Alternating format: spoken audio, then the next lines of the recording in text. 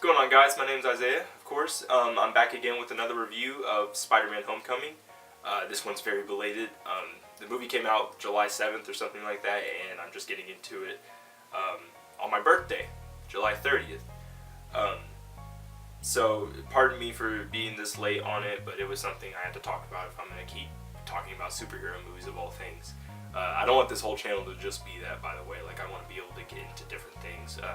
Just movies I happen to stumble upon, you know, ones that are anticipated, some that might not be, some from now to the past, and so on. You get the point. But, you know, superhero movies are a part of me. They've always been a part of my life, so I have to be able to cover those as they come. Anyways, let me talk about the other Spider-Man movies just a little bit before, you know, I delve into this newer one. The first Spider-Man, hold on. This one. Yes, I don't even own it on DVD or Blu-ray just yet. I am looking to get the Blu-ray very soon, but I own it on tape first. There's probably like thousands of these in Goodwill. This is the one that, of course, has the music video at the end. I'm pretty sure. It doesn't say on the back. I'm pretty sure it was like, what's it called? Like Nickelback or Daughtry or some really shitty band. But I look forward to that video at the end of everything because it was giving me sort of like a scene by scene. The video itself was giving me a scene by scene of the entire film that I just watched, and I wore my original tape out. This is not the original tape. I lost it a long time ago. So, are these movies cheesy? Yes, by all means, they are cheesy as hell, but I felt for every character. Even if Peter himself was very goofy, he was clearly played by a 20-something-year-old man, almost 30 by the time the third movie came out. That's just how it is, but, you know, I love them. You could not start out this film series without these films, and they serve their purpose. I think they're probably the best still. That doesn't mean I don't like this movie, but, you know, let's keep going. Now, the third, I'm skipping the second one. It's obvious that everyone loves the second one. I'm no different. I remember seeing it in theaters as well. But the one I have the fondest memories of seeing in theaters is the third one. Yes, the third one. And I saw it 10 years ago to this year. I was 10 years old whenever I saw the third Spider-Man. I was excited beyond belief. Just based off the previews that everything was coming to a head with Harry Osborn. Peter finally got the black suited version of Spider-Man. There was things going on with Mary Jane. A lot of things were happening, and, you know, the movie to me didn't disappoint. And, you know, I see it as very flawed nowadays, but I still respect it for what it was trying to accomplish. There wasn't enough room for all of that it was trying to capture, especially since Venom was kind of wasted. I can agree with that. People debate on whether Topher Grace was a good pick. I say he's okay. He definitely would not be the first pick. He needed to get way more physically buff in order to portray Eddie Brock. But besides that point, I don't hate Spider-Man 3. I really put it on the same level as, like, well, no, the first two are obviously better, but, you know, I still group it together. It's not a bad film. Sorry, I'm still a little sick. Now, Spider-Man, The Amazing Spider-Man. The first one, meh, it was okay. It was a very different take on him, definitely more modernized from the, what we're used to. That's bad. Andrew Garfield, he did okay. And that's what kind of sucks. He just did okay. He wasn't really like anything outstanding.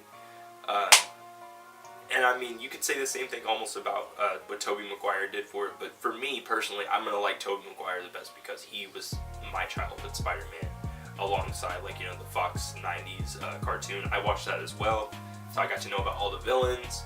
I read a few comics when I was younger, but not a lot. Anyways, he's definitely got, a lot of people point this out, he's definitely got that cool Spider-Man vibe to him. And he's got the quips and everything, but that's not all that Spider-Man is. He has to be the one who's, like, not as selfish, like, you know, the one that doesn't argue with Uncle Ben over something right before he dies. You know, in the original Spider-Man, you know, they had a little debacle go on, and, you know, he keeps, you know, he's like, I know I'm not your father, and he's like, stop pretending to be. But he's just frustrated with Uncle Ben. He's not, like, straight up sobbing and, like, crying over it. that was a very forced scene, honestly. Just to have it like right before Uncle Ben dies, like you know obviously what's coming up after that. Glad to see Lizard in these films. Finally, the Lizard's there. And that's about it. I really don't care that much for Amazing Spider-Man. I think it's just meh. But it's a lot better than Amazing Spider-Man 2. And you know what? I'm really not even going to get into that. I didn't see it in theaters. I totally redboxed that shit. And I was very disappointed. It was not... It definitely did. I think that was more of a worst case scenario for Spider-Man 3 than what Spider-Man 3 ended up being. Amazing Spider-Man 2, it's a giant clusterfuck. It's Sony pushing their agenda, pushing their products in your face, which they definitely did in the first one. The Amazing Spider-Man. But you get the point. Like, if you've seen it, you know how bad it is, and you don't want to rethink about it because we're on to the next reboot. And this time, damn it, we have Marvel going hand in hand with Sony to show them exactly what the hell they need to do. I got notes real quick. So, my enjoyment level was high for this one. I think Tom Holland really did give it his all. We saw him in Civil War, and you got sort of a taste of what the entire movie is going to be, and that's essentially what you get. If you like what you saw in Civil War, you're going to like this Spider-Man. Now in Civil War, I felt like he was a little bit more grating, but once we get to really know him in this film, it's not as bad. I do appreciate that we can finally say that he's in this universe at least, and everything that comes with him, like, they've already said Miles Morales is somewhere in this universe, which is awesome. I'm glad to hear that. We'll also get access to sort of his villains and stuff. I mean, they've already said Venom's going to get his own movie, as well as Black Cat, but, I don't see the point in that if you're really not going to connect it much to Peter. You don't have to connect it to, like, the MCU. I don't care about that. Although, like, I mainly say that because you can't, there's a version of Venom that's like Venompool, like Deadpool and Venom put together. They can't do that, obviously, because Fox still owns Deadpool, but you get what I'm saying. I'm gonna move on. So Tom Holland does great. Like, this is, if you were looking for that Spider-Man that was gonna be coming directly from the comics, as opposed to like what Tobey Maguire did, where he was just awkward most of the time, just kind of nerdy. This is the one that you would want. Like, he's nerdy and he's socially awkward, but to the point where you really do believe that this is the Spider-Man that we should have gotten to begin with. I'll give you guys that. I still like Tobey Maguire more. Again, I haven't seen this movie more than once. I've wanted to see it again. I'll give it this, though. This is definitely the funniest Spider-Man I've ever seen. I do think the comic relief in that, he was pretty good. Did not know that actor was bald, but that's awesome. That's sort of, what would you be like if your friend was a superhero? That's what you kind of have to ask yourself, and then put yourself in Ned's position, because you'd probably be asking all the questions that he would be. He would be kind of annoying with it, and I think that's a fair way to portray the character. I really didn't see any problems with Ned, because comic relief can go bad really fast. Let's see. Michael Keaton. Okay. I'm a firm believer that you can take Michael Keaton and put him in literally anything, and he will serve you in any way possible. He can be your Batman, your Birdman, your guy from Jackie Brown. He can be the guy who helped start McDonald's, and he can be Vulture. Like, I don't think Michael Keaton's one of those actors that can literally do no wrong. There probably are bad movies with him. I have yet to see him. Probably obscure. Probably never touched him before. But, oh no, wait, Jack Frost is a thing.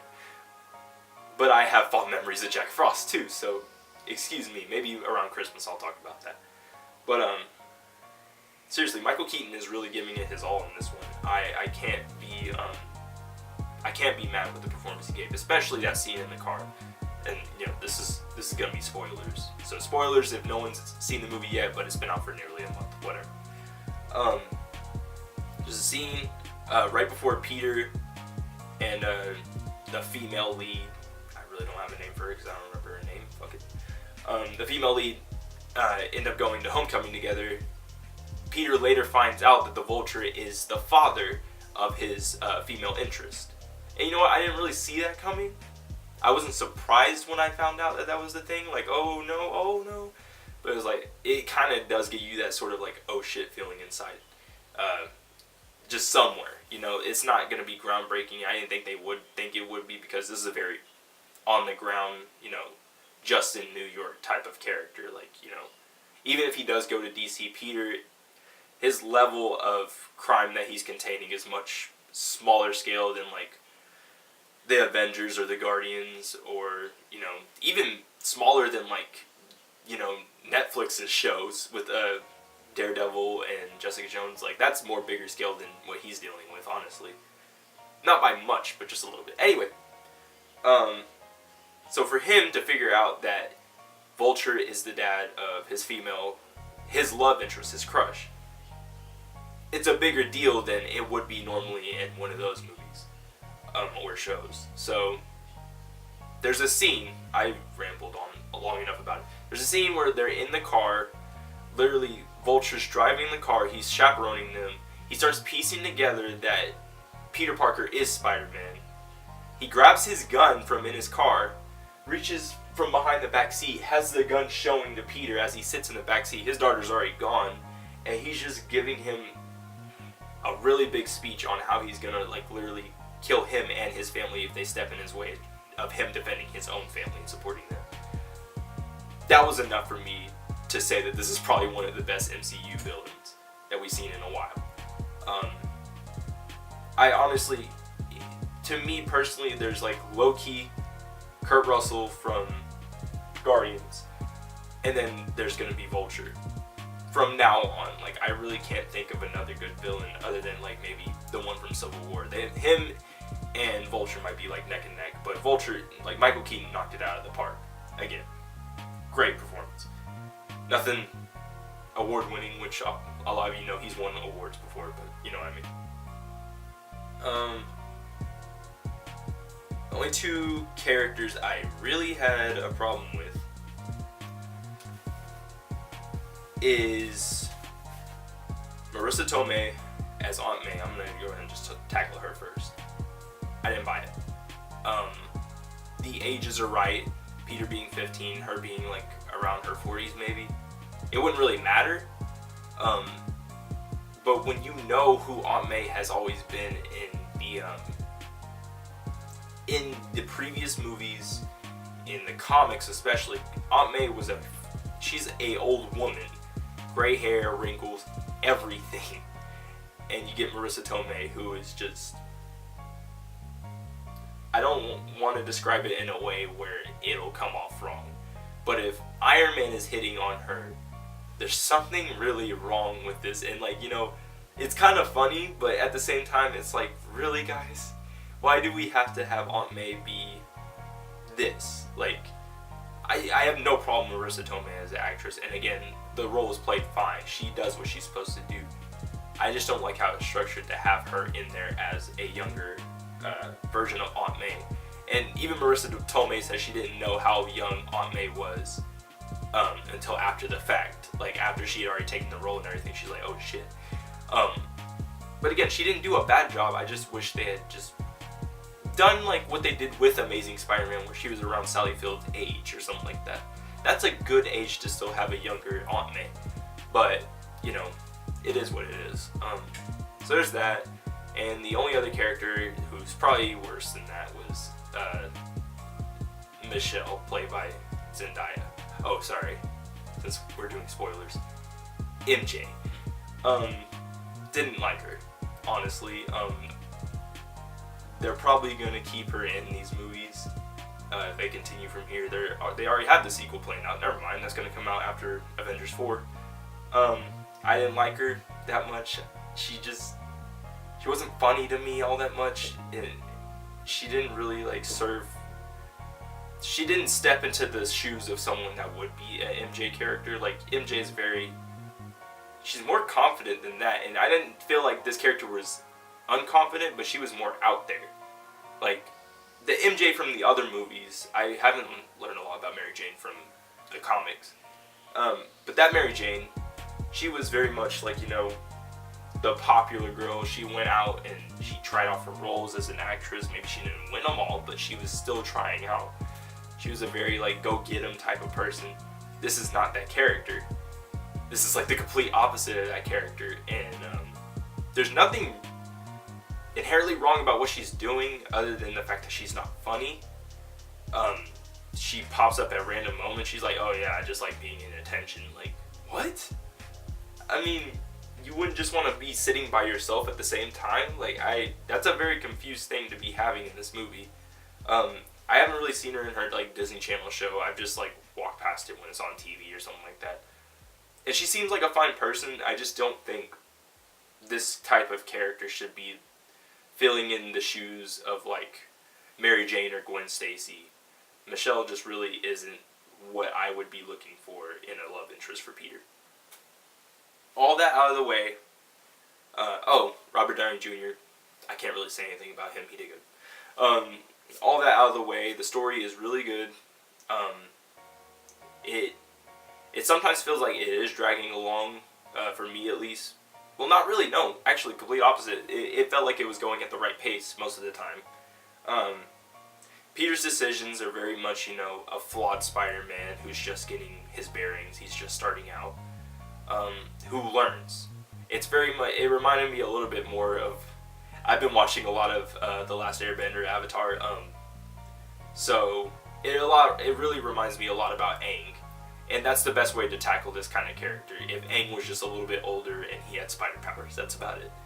I'm glad that that's what they did with this character, at least. Again, I just have a personal attachment to Tobey Maguire. That's still going to be my personal favorite. I recognize this one is better, though. This is probably the best Spider-Man performance in a very, very long time. I really don't have anything else other than, you know, go see it if you haven't already. If you've skipped out on all my spoilers, thank God. You'll go in fresh. You'll enjoy it. Even if you do know what's going to happen, there's nothing really shocking. There's no big, like, reveals. The end credits. I'm not even gonna say what they are if you haven't seen them. Just stick around, have some patience, and you'll see what I'm talking about. Anyway, I rated this movie on my own personal scale. I gave it a 7.5 out of 10. I think that's fair. Could go up from here. I think it will, honestly. It's gonna be a movie that grows on me a little bit more. We've just rebooted this character 2 times now, so it's sort of hard to not feel like I should have gotten a 4th Spider-Man with Sam Raimi, or maybe like, you know, Sony should have did what they were gonna do with the Sinister Six, which it looks like they're still trying to continue that with this. But who knows? So yeah, that's pretty much it. The next Marvel movie is Thor Ragnarok, which I have not seen a Thor movie in theaters, but you know, this one looks like a lot of fun. I can't wait to see it. That's kind of the same thing that happened with me in Captain America. I had never seen a Captain America movie in theaters until Civil War. One of the greatest Marvel movies of all time, so let's see what Ragnarok can bring forth to us. So that's all my thoughts on Spider-Man. What did you guys think? Let me know in the comments below. Comments below. Make sure you subscribe, like this video. I've already seen War for the Planet of the Apes. I should have a review of that coming up very shortly as soon as I film it. I've got all my notes right here. I'll know what to say. And the next movie I should be reviewing is Dunkirk, or something a little more emotional. Emotional?